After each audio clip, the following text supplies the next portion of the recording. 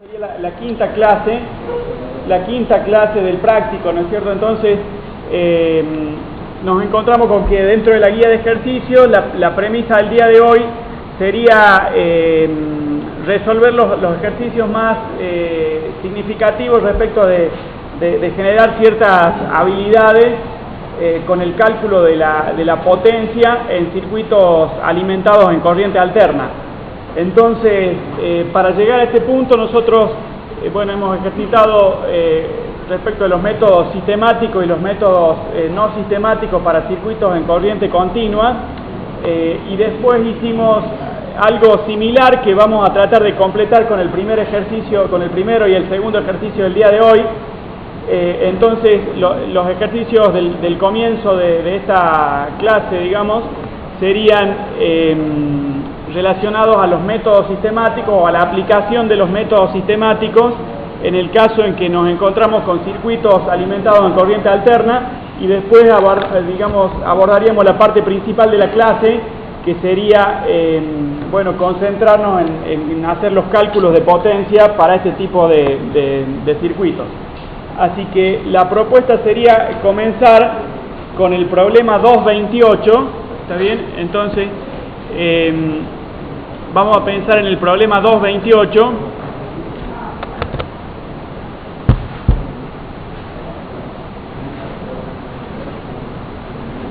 que lo tenemos dentro de la guía de ejercicios.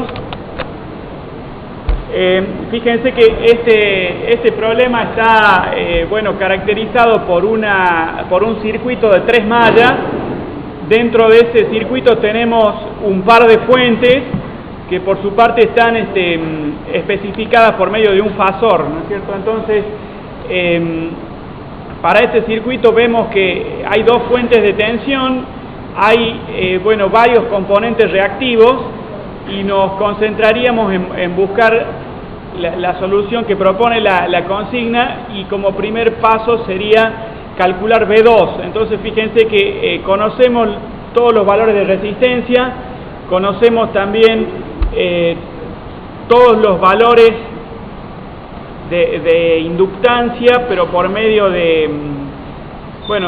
en realidad precisamente no conocemos los valores de inductancia y de capacidad. En este circuito no aparecen condensadores, ¿está bien? Pero si bien no tenemos los valores de inductancia, nos encontramos con la especificación directa de los valores de reactancia para cada componente. Entonces, de esa manera vamos a poder verificar, digamos, si esa información es suficiente o no. Pero fíjense que dentro del apartado 1 de este problema, dentro del apartado 1 nos vemos con la consigna de calcular V2. Así que esa sería nuestra primera iniciativa.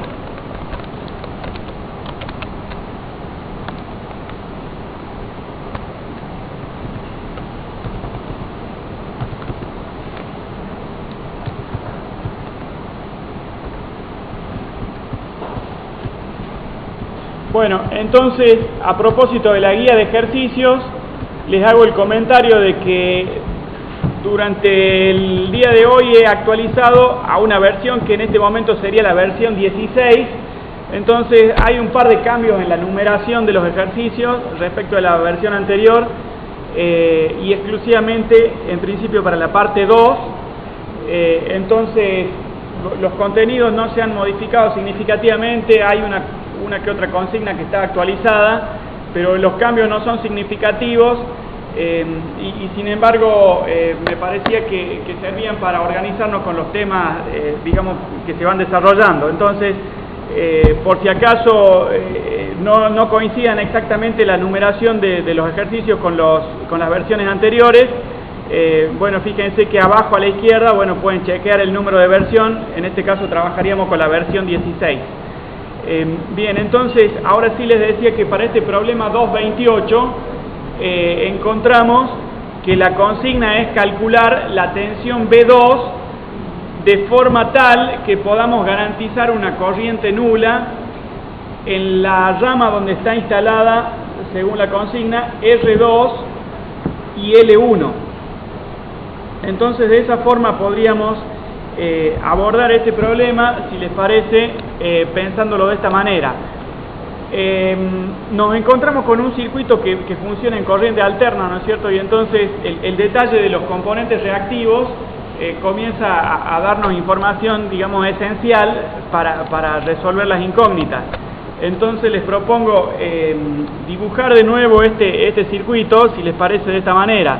Podríamos pensar que la fuente B1 está, bueno, realmente a la izquierda, en el extremo izquierdo.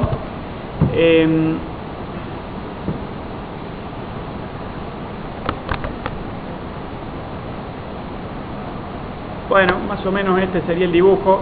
Le vamos a poner la fuente BS1, que está, digamos, caracterizada por un fasor que conocemos, la tenemos en el extremo izquierdo. Después tendríamos los componentes representados, si les parece, de acuerdo a esta gráfica, bueno, al menos en sentido geométrico, algo simplificada. Entonces vamos a poner todas las cargas, si les parece, concentradas en esta representación simbólica que les propongo ahora. Vamos a tener entonces 5 cargas. Les propongo pensar que las cargas son 5 y que están dispuestas de esta forma.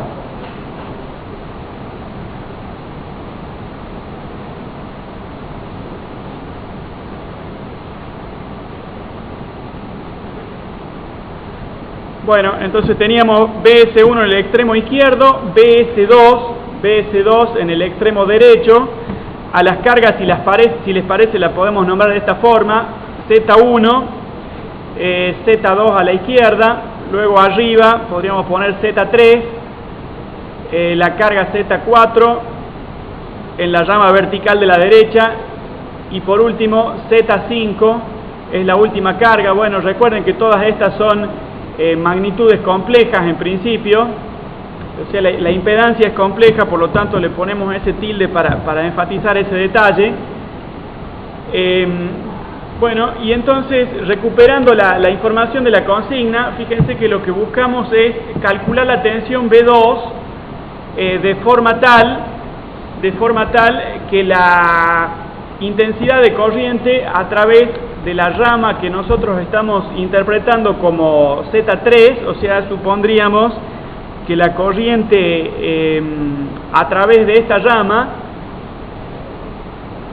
sea cero. Entonces, no obstante, el otro detalle que me gustaría tenerlo en cuenta es que les propondría que lo pensemos a este problema por medio del método de las corrientes de malla. Entonces, la intención sería resolver el problema con ese recurso, y por lo tanto lo vamos a pensar así. Vamos a pensar en que hay corrientes de malla, si les parece, dispuestas de esta forma: una primera corriente I1,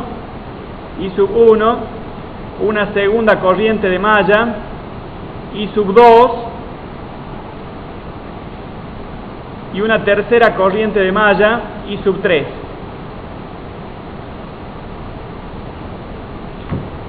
Entonces, en este contexto les pregunto, fíjense que a Z1, bueno, voy a posponer entonces un poquito la pregunta, así agregamos algunos detalles más respecto, digamos, de la información que disponemos. Con esta información, ¿cuánto les parece que vale Z1? Z1 vale 15 ohmios. ¿Dónde está esto? Acá. Z1 entonces igual a 15 ohmios, que corresponde con el valor de R1, ¿no es cierto? Entonces Z1 es igual a R1. Respecto de Z2 podríamos decir que vale, ¿qué les parece?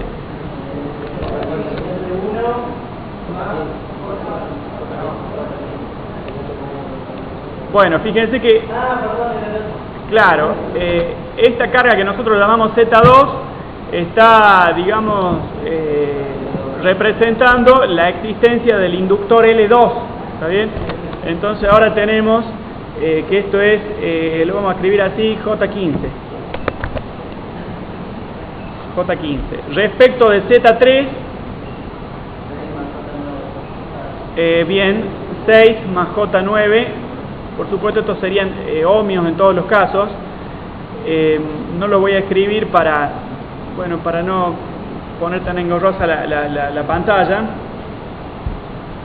Bueno, respecto de Z4, encontraríamos que, digamos que se resume en 18 ohmios, y Z5 sería 12 ohmios. 12 ohmios. Bueno, para B1, para el vector, o para el fasor, digamos, que caracteriza la fuente BS1, encontramos que el módulo, ¿cuánto vale? 90 voltios. ¿Y el ángulo? Bien, entonces lo vamos a escribir de esta forma: 90 voltios, 0, ¿puede ser? Bueno,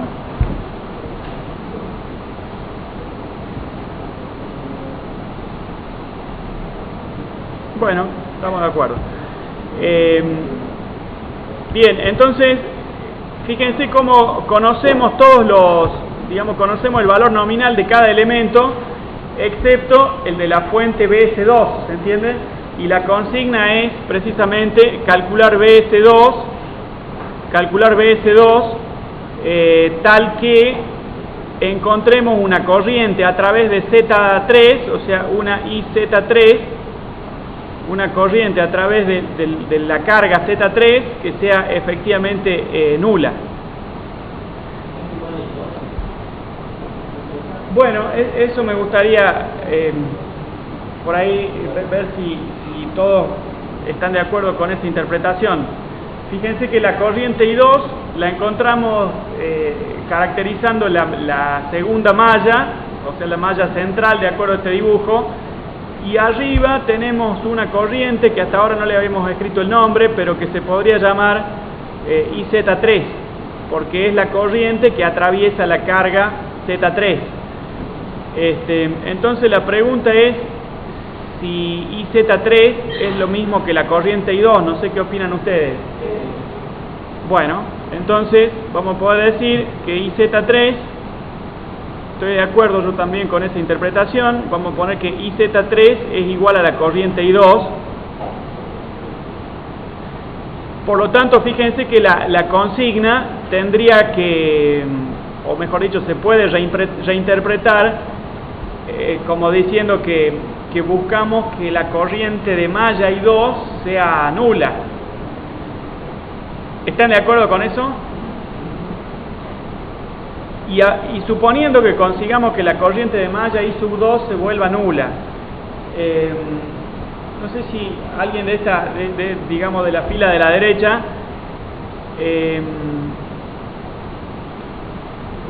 si me puede ayudar con esta pregunta. Suponiendo que I2 fuera nula, en la carga esta que nosotros consideramos Z2, ¿les parece que la corriente sería nula? Exacto. Bueno, entonces a partir de eso, interpreto que estamos siguiendo la consigna, por lo tanto deberíamos plantear una solución.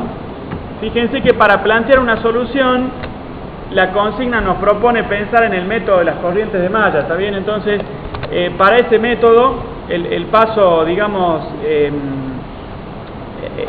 introductorio, sería escribir una ecuación, ¿está bien? Entonces podríamos escribir que en este circuito se puede elaborar una cierta ecuación, por ahí pensándolo de esta forma. Fíjense que podríamos decir que hay un vector con las tensiones con la suma de las fuentes de tensión en cada malla, o sea, hay un vector de tensiones, hay una matriz de impedancias y hay un vector columna con todas las corrientes de malla que serían las incógnitas, ¿está bien? Entonces, a esta estructura que es la que proviene del método de las corrientes de malla, la vamos a tratar de elaborar específicamente para este caso. Bien, entonces fíjense que teníamos que en la primera malla, fíjense cómo las cargas son Z1 y Z2, y la fuente es únicamente BS1, ¿está bien? Entonces resultaría un sistema de tres ecuaciones,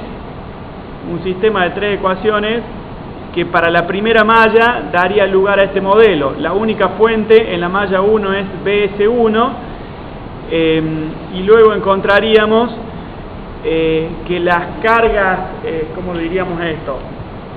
Si pensamos directamente en la estructura de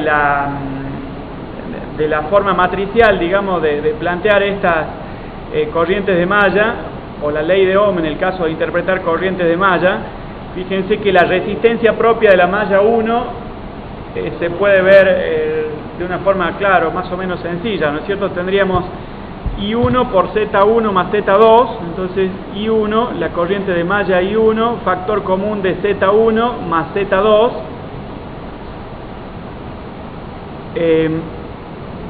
después podemos volver un poco arriba, fíjense, la impedancia compartida entre la malla 1 y la malla 2, ¿cuánto vale?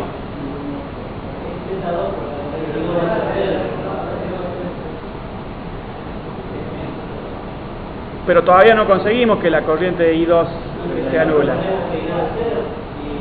¿La proponemos como cero o la incluimos en la ecuación? De las dos formas podríamos llegar a establecer la solución. La idea que tengo en mente es escribir el modelo lo más completo que podamos y después a partir de eso buscar, digamos, la consecuencia de suponer I2 nula. I1 menos I2 por Z2, pero fíjate que esto sería directamente I2 por Z2, porque acá ya estamos escribiendo la ecuación interpretando el concepto de impedancia propia e impedancia compartida. Bueno, respecto de la malla 2, el análisis nos lleva a pensar a que en la malla 2 no hay fuente, ¿estamos de acuerdo? Entonces, fíjense que hay una carga. ¿Cuál es la impedancia compartida entre la malla 2 y la malla 1? Bien, y la impedancia compartida entre la malla 3 y la malla 2, bien, sería entonces Z4. Bueno, con ese análisis, fíjense que a la ecuación la podemos escribir de una forma más o menos directa. Dijimos que la impedancia compartida con la malla 1 era Z2, entonces menos I1 por Z2, estoy de acuerdo, sumado con I2, factor común de la impedancia propia de la malla, que sería Z2 más Z3 más Z4, bien, Z2 más Z3 más Z4. La impedancia compartida con la malla 3 era Z3, Z4, bueno, gracias. Entonces, corriente 3 multiplicada por Z3 y con un signo negativo ese producto. Bueno, respecto de la última malla, tenemos una fuente, ¿no es cierto? Bien, pero ¿cuánto vale la fuente? O sea, en el lado izquierdo de la ecuación, genial.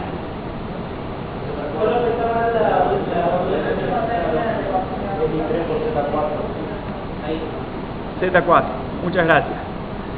Entonces, ahora encontramos, les consulto cuál es la impedancia compartida entre la malla 3 y la malla 1. Ninguna, genial. Bueno, están filosos. Entonces, menos I2, factor de Z4, sumado con I3, factor común de Z4 más Z5, ¿están de acuerdo? Z4 más Z5 representan la impedancia propia de la malla 3.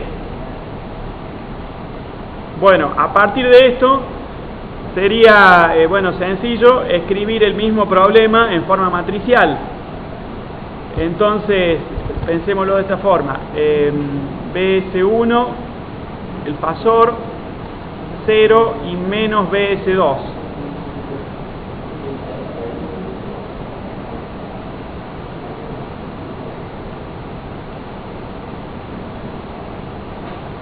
Bueno, acuérdense entonces que en una matriz cada elemento lo podemos referenciar por su subíndice, ¿no es cierto? Entonces el elemento 1, 1 sería la fila 1 y la columna 1. ¿Cuánto vale el elemento 1, 1 para esta matriz?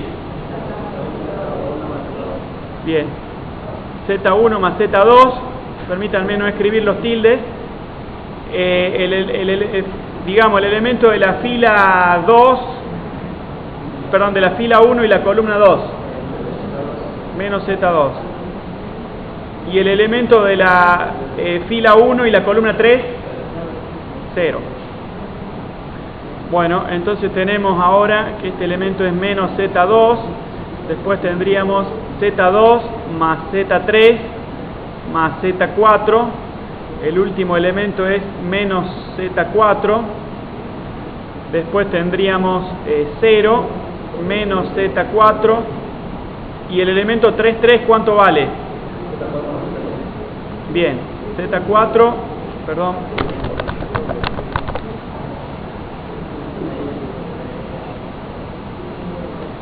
Bueno, entonces, ahora falta un vector columna que contendría las incógnitas, ¿no es cierto? ¿Cuáles son las incógnitas?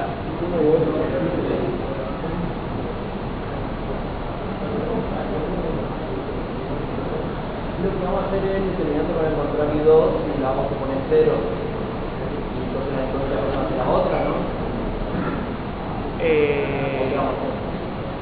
Sería una forma. ¿Cómo se llama? No, estoy mirando acá cómo escribir nada más. Pero digamos, fíjense que hasta acá venimos siguiendo la sugerencia de pensar el problema por el medio del método de las corrientes de malla, pero no obstante ahora queremos calcular BS2. En esta expresión matricial del método de las corrientes de malla se supone que las incógnitas están en el vector de las corrientes, ¿está bien? O sea, típicamente las incógnitas están en este vector que tiene I1, I2, I3. Ahora estamos haciendo una especie de intercambio porque I2 no es una incógnita, pero en realidad la incógnita nuestra pasa a ser, de acuerdo a la consigna, BS2, ¿se entiende? Entonces, no sé si a alguien por ahí de la mitad para atrás se le ocurre alguna forma de calcular BS2. O sea, la pregunta era, de acuerdo a la consigna, ¿cómo calcular BS2? Para sacar I3, o sea, lo podríamos intentar, pero habría una dificultad y es que pensemos así momentáneamente cómo sería calcular I3. I3 sería el determinante sustituto 3 respecto del determinante de la matriz de impedancia que estuvimos trabajando. Cuando necesitemos calcular el determinante sustituto 3, nos vamos a encontrar con que necesitamos reemplazar en la columna 3 con el vector de tensiones. Y en ese vector tenemos una incógnita que sería BS2. ¿Se entiende? Entonces, no digo que sea imposible, pero aparentemente habría una dificultad en ese modo. No sé cómo era tu idea. Está bien. Está bien. Bueno. Y entonces, tu idea, ¿qué se te ocurrió a vos?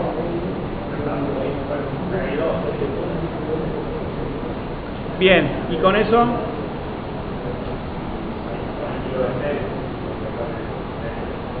Bien. Entonces, esa idea que se le había ocurrido a alguien también por acá, me parece que sería, conveniente. Fíjense que podemos plantear el modelo de la corriente I2, ¿no es cierto? Que sabemos que es el determinante sustituto segundo respecto del determinante de la matriz de impedancia. Pero fíjense que si bien a ese determinante lo podemos calcular y va a aparecer BS2 como incógnita, la información que podemos agregar a ese caso es que lo podemos igualar a 0, porque la suposición era que queríamos, la condición de corriente nula, corriente 2 nula, digo. Entonces, a partir de eso, algunos tal vez ya se están imaginando cómo se puede seguir, pero no obstante podemos plantear una solución y ver hasta dónde llegamos. Respecto del determinante de la matriz Z, podríamos tratar de revisarlo.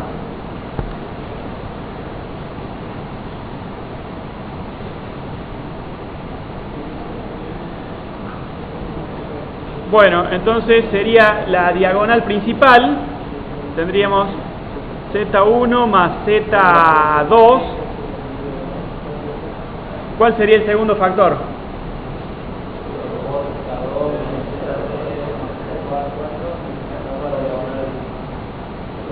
Bien, y entonces el último factor es, ¿cómo? Z4 con Z5. Respecto de la segunda diagonal, tendríamos que se multiplica por este 0. Bien, la tercera diagonal se cancela por este 0 y vamos entonces a las diagonales, digamos, opuestas. Entonces la primera diagonal tendría un 0, la segunda diagonal sería Z4 al cuadrado por Z1 más Z2, ¿están de acuerdo? Bien, y la última diagonal sería Z2 al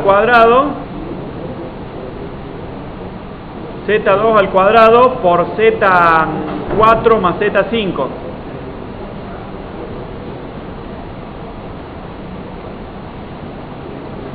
Bueno, y entonces esa sería la expresión general del determinante. Ahora podríamos tratar de escribir el determinante de la matriz sustituta. Bueno, fíjense que para ese caso estaríamos diciendo que buscamos el determinante de una matriz que se puede escribir de esta forma. Bueno, sería Z1 más Z2, Z1 más Z2, BS1, 0, después menos Z2, Z2 más Z3 más Z4,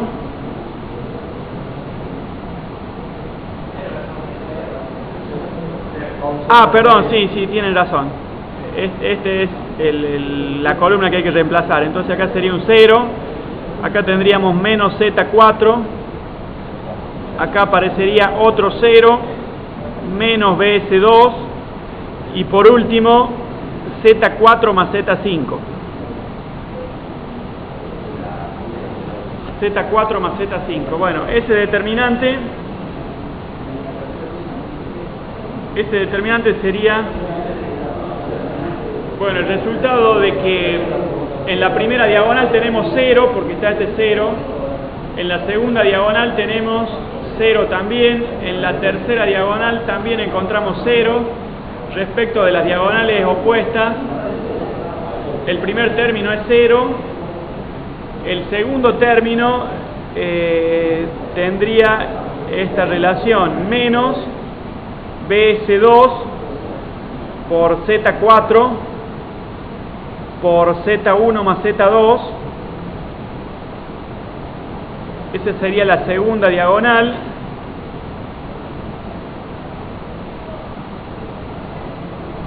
Y la tercera diagonal sería un término positivo. Déjame que lo piense. Puedo decir, este término.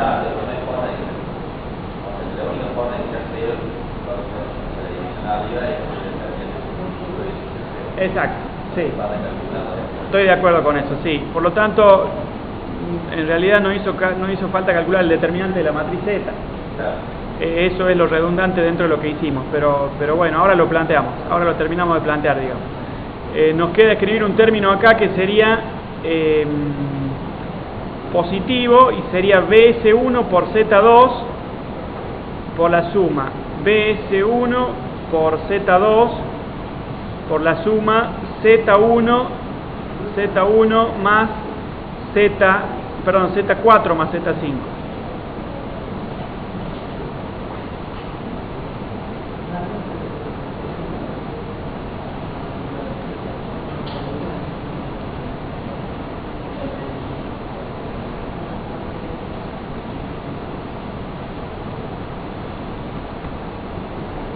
Bueno, y entonces fíjense que, como sugería uno de ustedes, respecto de plantear que la corriente sea nula, Una forma equivalente sería plantear que el último determinante que desarrollamos sea nulo, ¿no es cierto? O sea, si el numerador da 0, entonces podemos definir directamente que toda la división vale 0 y que por lo tanto la corriente vale 0 también.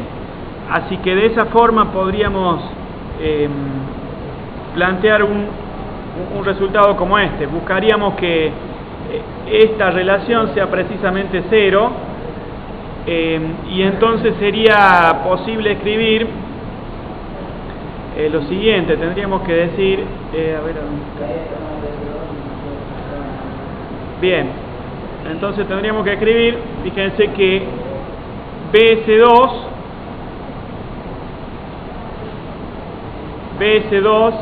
debería resultar en esta cantidad: BS1 por Z2 por la suma Z4 más Z5 dividido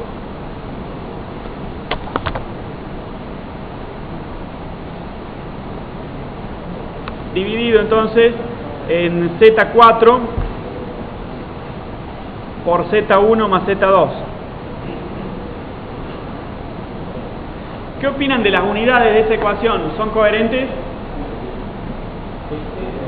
Bueno, o sea, en el numerador tenemos voltio por ohmio al cubo, por ohmio al cuadrado, digamos. Abajo tenemos ohmio al cuadrado y entonces resulta bien, correcto.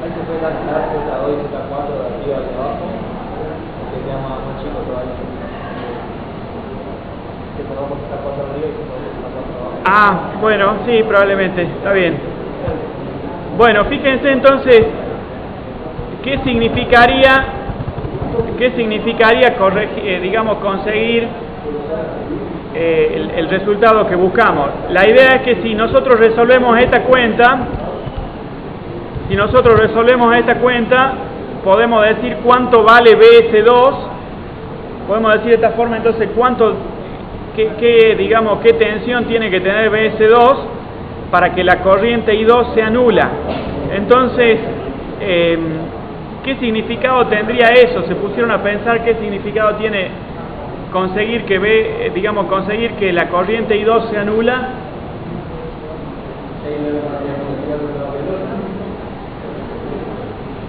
Bueno, esa sería una interpretación interesante. Fíjense que si a esta tensión, por ejemplo, le llamamos B1 o B, para no confundir tanto la notación, a esta tensión le podríamos llamar B sub A. Por su parte, a esta tensión le podríamos llamar B sub B, y entonces suponer que la corriente I2 es nula, ¿qué relación guardaría con B sub A y B sub B? Iguales, ¿está bien? Entonces, eso, supondría, como veníamos diciendo, nuestro desarrollo supondría como consecuencia, que las tensiones B sub A y B sub B que hemos supuesto, sean iguales. También BS2 no depende de la impedancia de Z3. O sea, podría haber cualquier impedancia ahí que poner una fuente del otro lado, sea tal que cumpla eso, no va a haber corriente. Bien, genial. Entonces,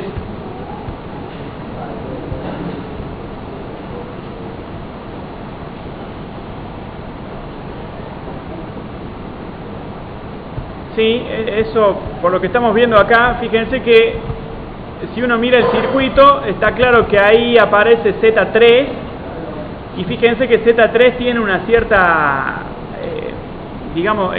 tiene una cierta resistencia de 6 ohmios, y tiene una reactancia. ¿Qué le parece? ¿Sería inductiva o capacitiva?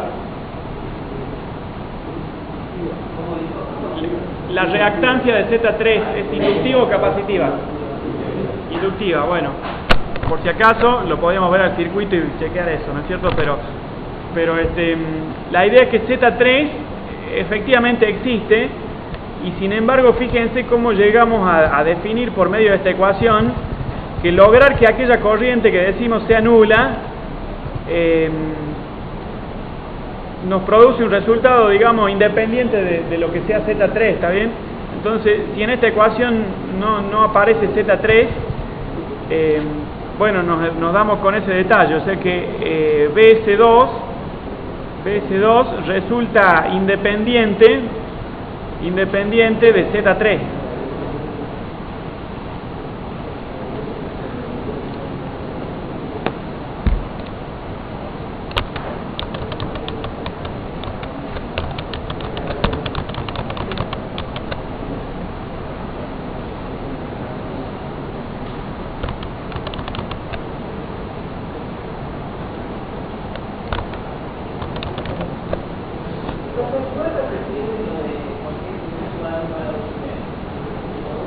Bien, entonces si pensamos que se está requiriendo que la corriente a través de Z3 sea nula, fíjate que de acuerdo a la ley de Ohm, resulta que IZ3, según la ley de Ohm entonces, según la ley de Ohm, deberíamos poder escribir que esta tensión BX, entonces BX debería ser igual al producto de IZ3 por Z3. ¿Está bien? Y entonces, si la corriente es nula, la ley de Ohm predice que la tensión en sus terminales tiene que ser nula también. Y por lo tanto, lograr que B sub X, de acuerdo a este dibujo, sea nula, es equivalente a pensar que esta tensión B sub A podría ser igual a esta tensión B sub B. Y de esa manera, bueno, escribimos aquello de que B sub A y B sub B tienen que ser nulas, perdón, tienen que ser iguales, no sé si lo dije bien todas las veces. El concepto es que B sub A y B sub B sean iguales para que la diferencia de potencial, fíjense que B sub X también admite esta interpretación, como diferencia de potencial entre B sub A y B sub B. Para que B sub X sea nula, esta diferencia tiene que ser nula, por lo tanto B sub A tendría que ser igual a B sub B. Y al escribir esta ecuación, fíjense que está más o menos implícita la suposición de que acá hay un nodo de referencia, que vendría a ser la masa.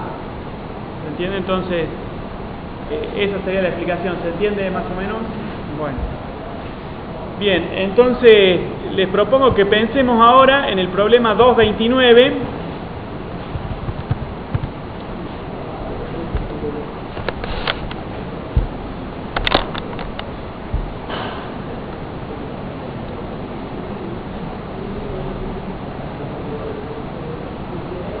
El problema 229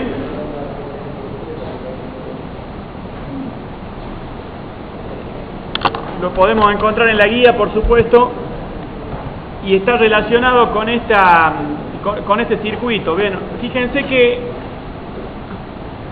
de acuerdo a lo que veo acá, encontramos que en el circuito aparece una cierta fuente controlada, ¿está bien? Entonces ahí hay un detalle por ahí de complejidad diferente respecto del caso anterior.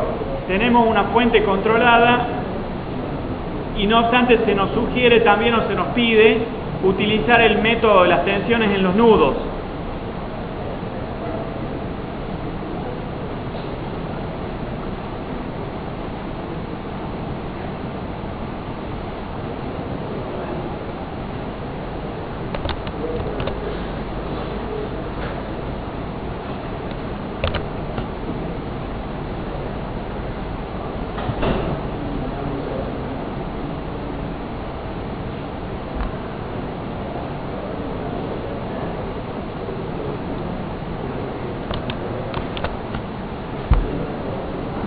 Bueno, entonces yo les propongo pensarlo a este circuito de acuerdo a este nuevo, digamos, modelo simbólico.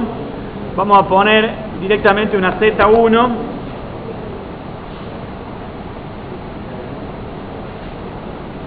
una carga Z1 en paralelo con la fuente de corriente que se llamaba IS1, ¿estamos de acuerdo? Bueno, pongámosle IS1 como nombre a esta fuente. Así vamos a encontrar una carga Z1 en paralelo con la fuente de corriente. Después tenemos una carga Z2, una tercera carga Z3 dispuesta de forma vertical,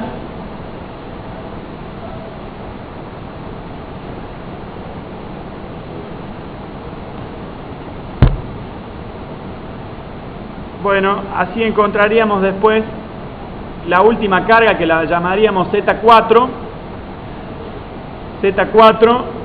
y que estaría, bueno, generando una rama junto con una fuente controlada. Esa fuente, ¿qué les parece? ¿Es de corriente o de tensión? Una fuente de tensión, entonces, controlada por tensión o por corriente. Bueno, entonces una fuente de tensión controlada por corriente con una ley, bueno, le podríamos llamar B sub C1 y decimos que es igual a 20 por I sub X, donde a la corriente I sub X la medimos respecto de, digamos, a través de Z2, entonces la corriente I sub X es la que atraviesa Z2. Bueno, ¿qué otra información encontramos? Bueno, hay tres corrientes de rama, ¿no es cierto?, que están llamadas de esta forma, I sub A, I sub B e I sub C, entonces vamos a agregar ese detalle. Esta sería la corriente I sub A a través de la carga que nosotros hemos llamado Z1, I sub B es la corriente a través de Z3, y por su parte I sub C es la corriente que estamos suponiendo a través de Z4. Bueno, en esta representación estaríamos pudiendo asociar Z1 con un cierto valor de impedancia. ¿Cuánto? Gracias. 15 ohmios para Z1, Z2, bien, 1,5 más J3, Z3 sería menos J, 7,5 ohmios,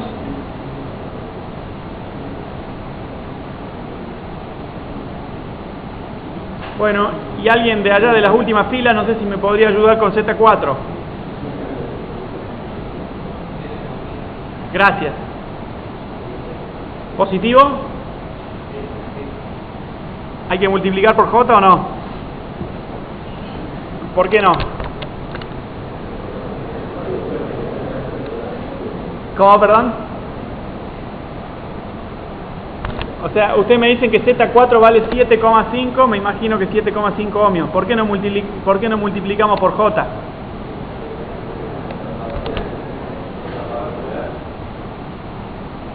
Bueno, estoy de acuerdo, entonces por R3 que no tiene parte reactiva, ¿estamos de acuerdo? Bien. Bueno, si quisiéramos resolver este problema con el método de las tensiones en los nudos, lo primero que podríamos hacer es ponerle un nombre a ciertos nodos, ¿no es cierto? ¿Qué nombre les parece para este nodo? Bueno, entonces voy a usar otro color. Este podría ser el nodo A, y el de la derecha,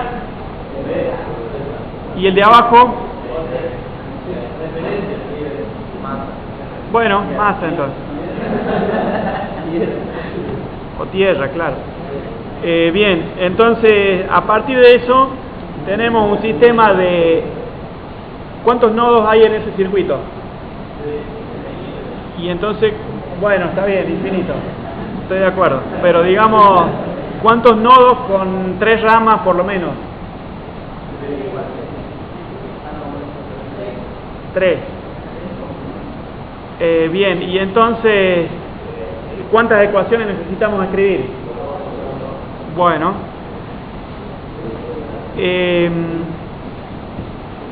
bueno, fíjense que estamos hablando del método de la tensión en los nudos y estamos hablando de variables complejas, ¿no es cierto? Entonces, lo máximo que podemos simplificar el problema va a ser de ayuda, digamos, es resolver así en el escritorio operaciones con variables complejas.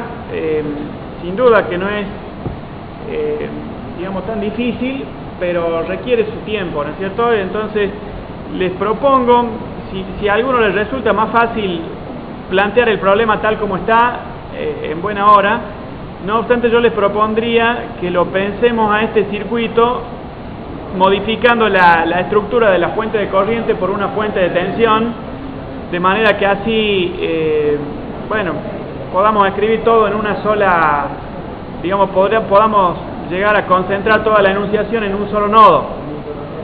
Entonces nos encontraríamos con que aparece una fuente de tensión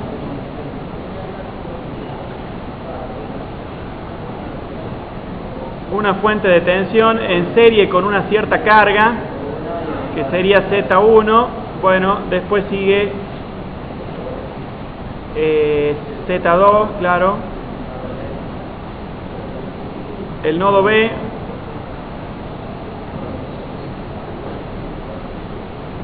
la última carga, esta era, la vertical era Z3, entonces ahora tenemos Z4 y después tenemos la fuente controlada.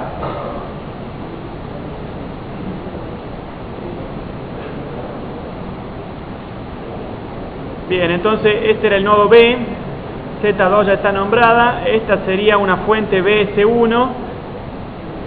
BS1 no habíamos usado ese nombre, creo que no. Entonces, ¿cuál sería el modelo para BS1? Que sería un fasor.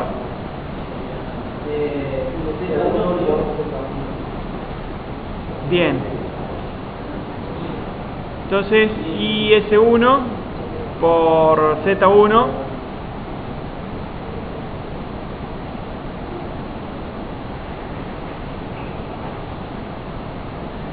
¿Qué justificación?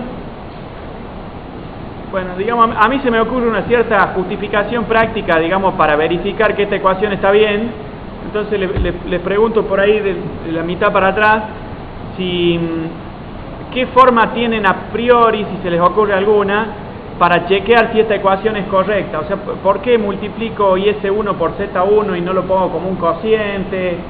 O sea, ¿encuentran alguna fundamentación para esta ecuación, digamos, de la fuente BS1? ¿No? Bueno, sí, Z1 representaría una especie de resistencia interna de BS1, de la misma manera que Z1 representaba una especie de resistencia interna, digámosle, de IS1.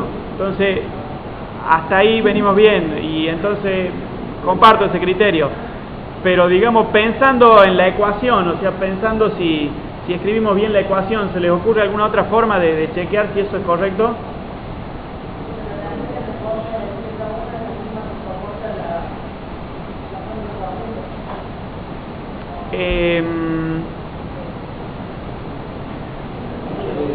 Bueno, sí. Bueno, en realidad le estoy haciendo una pregunta respecto de algo que yo me estoy imaginando, ¿no es cierto? Entonces, no es, digamos, tan previsible que todos lo interpretemos de la misma forma, pero lo que a mí me parece distintivo en esta ecuación es que fíjense que aparece precisamente la ley de Ohm, ¿está bien? O sea, tensión igual al producto de corriente por impedancia. Entonces, a mí personalmente esa es una herramienta, digamos, me resulta esa una forma así fácil de chequear que la hemos modelado bien. Bueno, y entonces a partir de ahí, ahora podríamos pensar en plantear la ley de Kirchhoff de las corrientes. Bueno, fíjense que acá está la corriente I sub X. Les pregunto si creen que ha cambiado I sub X respecto del, digamos, entre el primer circuito y el segundo. ¿Les parece que puede haber cambiado I sub X o se mantiene con la misma intensidad, digamos? Se mantiene igual, ¿no es cierto? Si eso no se cumpliera, bueno, no podríamos haber elegido esta forma de calcular. Bien, entonces ahora seguimos con I sub C, con I sub B. Esta era BC1, y entonces yo creo que hasta acá el problema ya se transfiere a una cuestión, digamos, algebraica prácticamente. Fíjense que la ley de Kirchhoff de las corrientes en el nodo B, ¿alguien de la fila de la derecha se le ocurre cómo escribirla? La ley de Kirchhoff de las corrientes. La de mi derecha, perdón.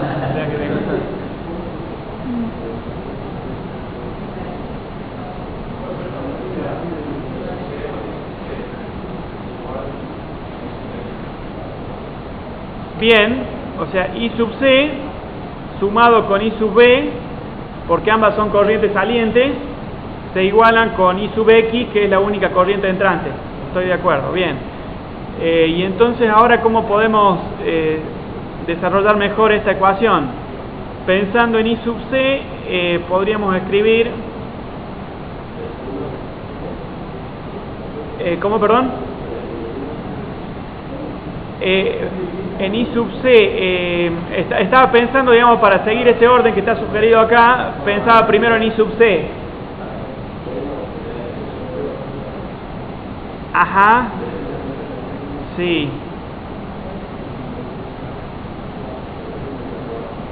¿Sobre Z4? Bueno, entonces menos BC1 sobre Z4.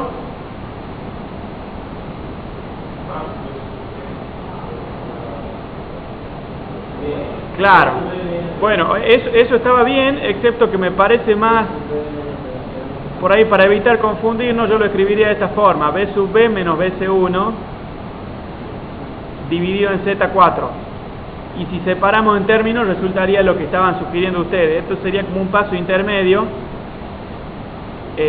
pero compartimos el criterio aparentemente. Bien, entonces recordemos que acá estaba la masa. Bien, y ahora tenemos que la corriente I sub B, ¿cómo la escribirían? Esa creo que es más fácil. Bien, B sub B entonces sobre Z3, y se iguala con I sub X. ¿Cómo hacemos con I sub X?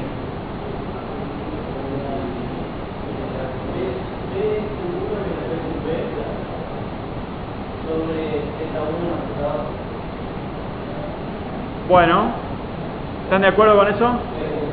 Genial. BS1 menos B sub B dividido en la suma de Z1 con Z2. Bueno, por si acaso a alguien se le haya ocurrido introducir la tensión B sub A, acuérdense que este nodo le habíamos llamado A.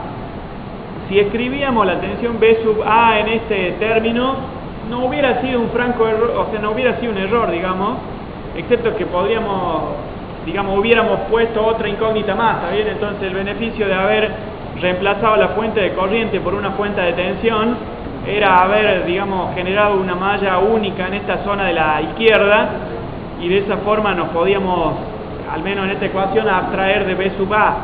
Entonces, por eso, digamos, seguimos este camino. Bien, de acá solamente restaría...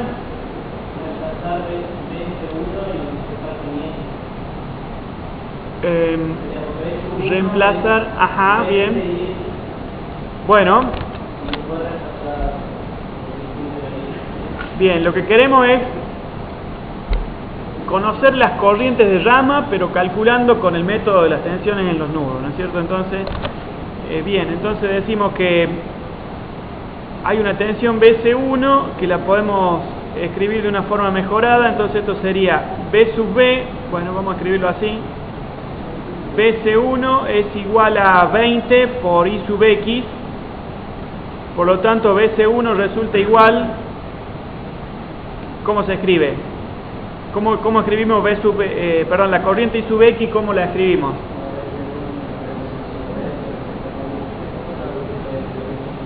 Bien, genial. Entonces esto sería BS1 menos B sub B dividido en la suma de Z1 con Z2.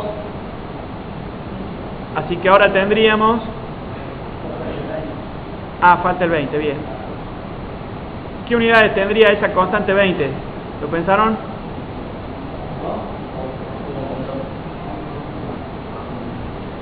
Ohmio. Exacto, ohmio. Fíjense que otra forma de chequearlo es que en el denominador de la fracción hay ohmios, y entonces de esa manera podemos, digamos, simplificar las unidades. De cualquier manera, al ver la ecuación esta BC1 igual a 20 por I sub X, digamos, eso sigue la ley de, digamos, sigue la forma por ahí algebraica de la ley de Ohm si la constante fuera escrita en ohmios también. Entonces, desde varios puntos de vista podemos verificar esa interpretación. Bueno, y entonces, ¿qué nos quedaría? Tendríamos B sub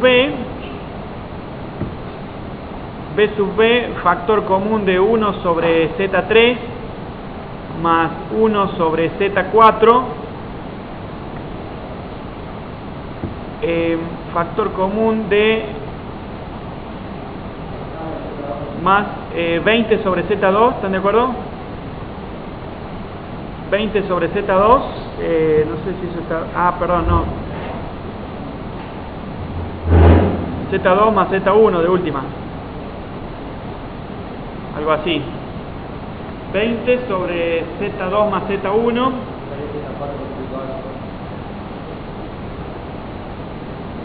Bueno, entonces ahora tendríamos... ¿Cuál falta? Creo que está. Acá.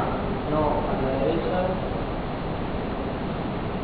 No, igual a BS1 sobre Z1 más Z2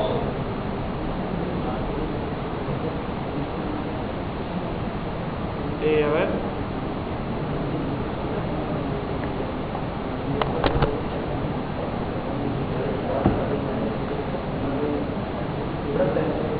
Para mí que tratar de expandir primero. Porque van a ver, se van a quedar todas las posibilidades.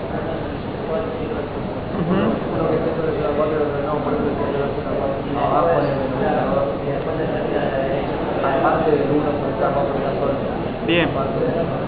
Está bien, entonces tal vez una forma menos ambiciosa sería escribir la versión, digamos, desarrollada, como están sugiriendo ustedes. Entonces B sub B sobre Z4, B sub B sobre Z4, después tendríamos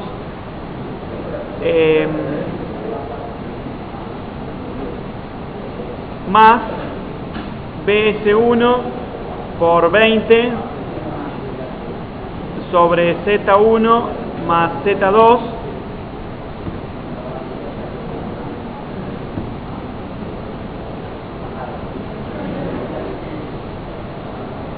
por 1 sobre Z4. ¿Dónde está positivo? BS1, este es menos, con este menos, bien. Entonces nos quedaría esa relación. Después tendríamos, ahora sí, un término positivo. B sub B por 20 sobre Z1 más Z2 por 1 sobre Z4. Bueno, ahora sí, más B sub B sobre Z3. Bueno, igual a BS1 menos B sub B sobre Z1 más Z2.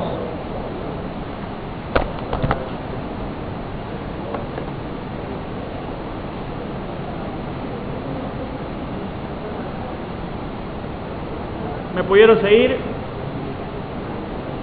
No. Fíjense que hemos desarrollado este primer término, o mejor dicho, la primera ecuación, encontrando la equivalencia que habíamos establecido antes para BC1. Entonces BC1 habíamos dicho que valía 20 por BS1 menos B sub B dividido en Z1 más Z2. Entonces, respecto del modelo de BC1, vemos que tiene dos términos, se lo puede interpretar como una suma de dos fracciones. La primera fracción sería 20 por BS1 sobre Z1 más Z2. Y entonces esta es la primera expresión que queda multiplicada por 1 sobre Z4.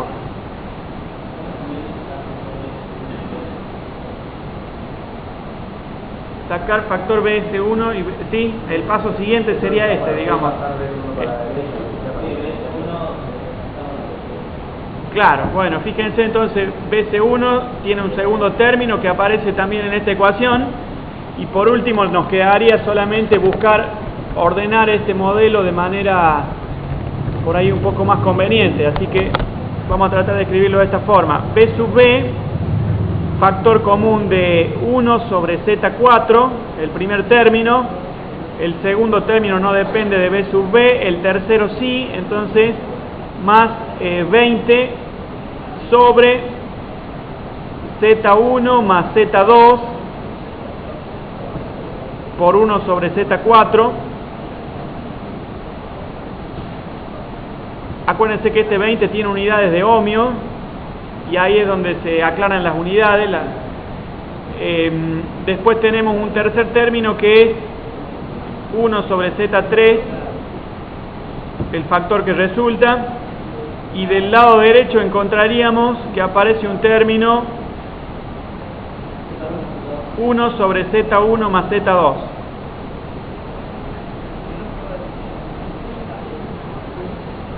Bueno, de esa forma podríamos pasar al otro lado las incógnitas, perdón, los términos que dependen de BS1 quise decir, entonces nos quedaría BS1 factor común de 20,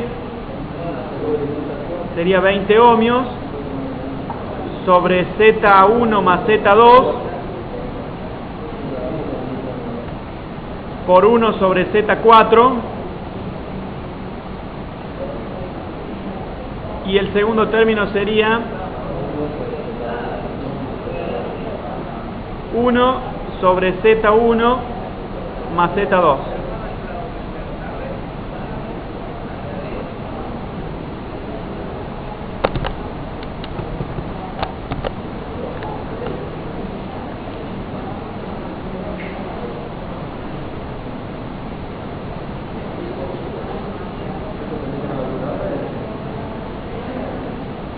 Claro. Bueno, a partir de ahí podemos calcular B sub B. B sub B igual a un cociente que ustedes van a poder establecer de una manera, no sé, relativamente sencilla.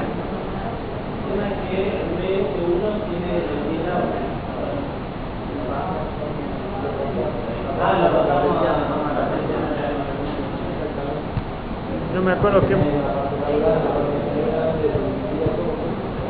Bueno, o sea que independientemente del ángulo de fase de cada fuente, cada valor se puede convertir en, digamos, a la forma polar o a la forma cartesiana según si tengamos que sumarlo o multiplicarlo, y a partir de eso podemos escribir el cálculo completo. Nos va a tomar un par de minutos, por supuesto, pero digamos, este resultado se puede establecer. Conociendo B sub B, ¿qué ganamos? Conociendo B sub B podemos calcular las corrientes IC y las corrientes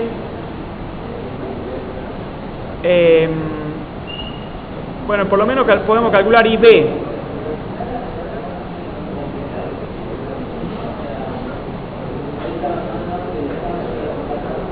¿Cómo calcular la caída entre la caída de A y con esto, con la corriente del culo de la corriente de A con el pedante de 2? Bueno. Porque también tengo B1. Bien, o sea, fíjense, calculando B sub B, la corriente que resolvemos fácilmente es la corriente I sub B. Entonces, yo les puedo escribir entonces que I sub B la podemos calcular como B sub B dividido en Z, le habíamos llamado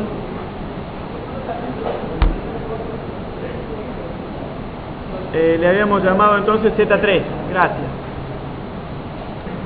Bueno, entonces ese cálculo lo podrían resolver. Respecto de I sub A, ¿cómo calcularían I sub A? ¿Qué les parece? ¿Cómo calcularían la corriente I sub A?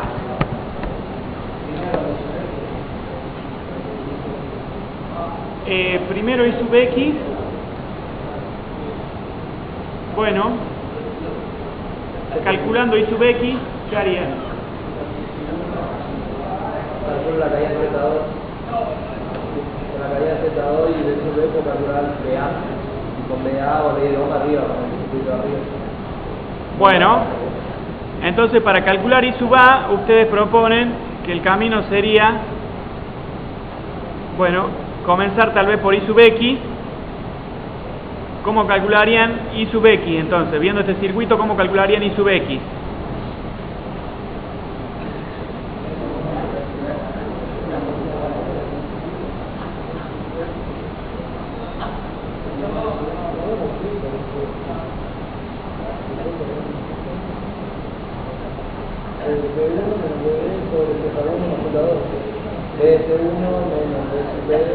Bien. Bueno, entonces era BS1, genial, menos B sub B, que ahora ya lo habríamos calculado, dividido en Z1 más Z2. Calculando I sub X, podríamos pasar a calcular BZ2.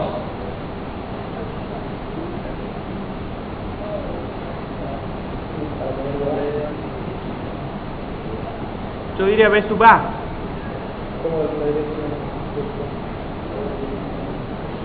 ¿Qué opinan de calcular B sub A de esta forma? B sub A igual a B sub B más I sub X por Z2.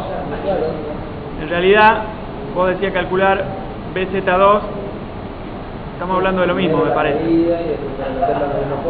Claro, bien, entonces, fíjense que la caída BZ2, la podríamos dibujar acá, esta sería más menos BZ2, B sub B sumado con la caída en BZ2. ¿Por qué les parece que es positivo el terminal de la izquierda de BZ2?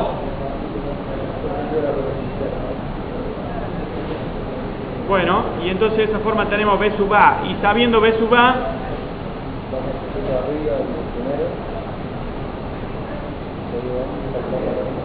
bueno, ahí podemos calcular entonces I sub A igual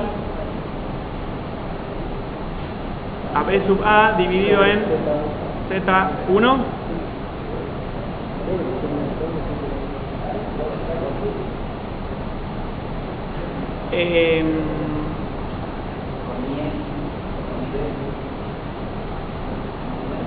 Con IX. Ah, bueno, está bien, estoy de acuerdo, sí. A ver cómo era eso. Teníamos B sub A.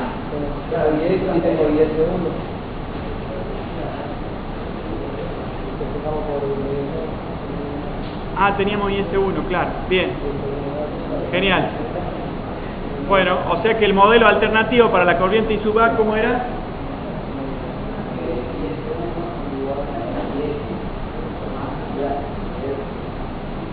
IX más IA. Entonces, IS1 menos I sub X igual a IA. ¿Se les ocurre por qué elegirían un modelo o el otro?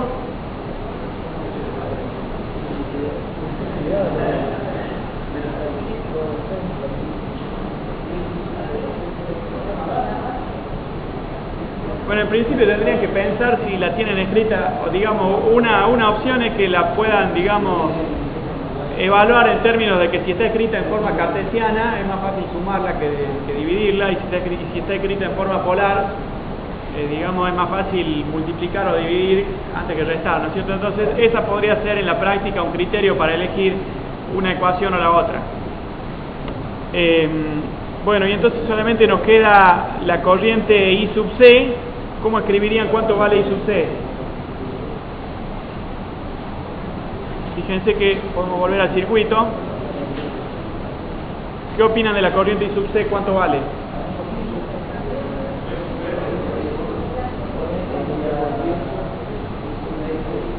Bueno, listo. Entonces, una vez más tendríamos dos opciones. Alguien dijo B sub B menos BC1 dividido en, ¿cuáles eran las impedancias? Z4, gracias. Esa sería una opción. La otra opción sería, de acuerdo con la ley de Kirchhoff, I sub X menos I sub B. ¿Están de acuerdo?